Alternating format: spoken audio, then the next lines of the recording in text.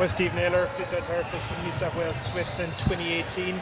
You've just finished strapping the team. Can you give us a little bit of an insight on what it's like before every training session? Yeah, it's a busy time actually.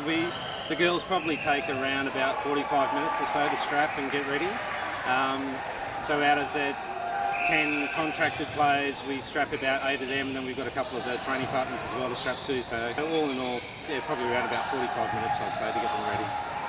And can you just give us some tips for any young aspiring netballers out there about the importance of strapping before playing netball? Yeah, I think everyone knows that ankle injuries and knee injuries are probably the two most common that we see with our netballers. So, you know, most of the players when they get to this stage, when they get to this elite stage, most of them have had an ankle injury at some stage along the way.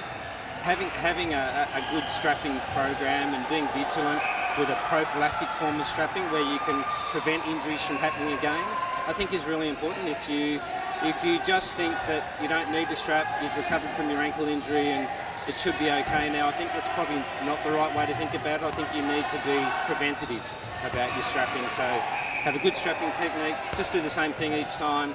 The last thing you want to worry about when you go on court is whether your ankle's going to go again. And I suppose that's important for netballers of all levels, not just these elite players, but players in the grassroots as well. Yeah, I agree. Exactly right. So even younger netballers have had, ankle injuries, when they've been playing their junior netball. So I think if you can start to set something in place where you start to look after your ankles and whether you probably don't have to do lots of strapping as a younger athlete, but definitely if you've had an ankle injury, I think you should strap. As well as that, the girls, all of our girls, they're doing good warm-ups, but they're doing preventative programs for their ankles. So they're doing proprioceptive programs, strengthening programs.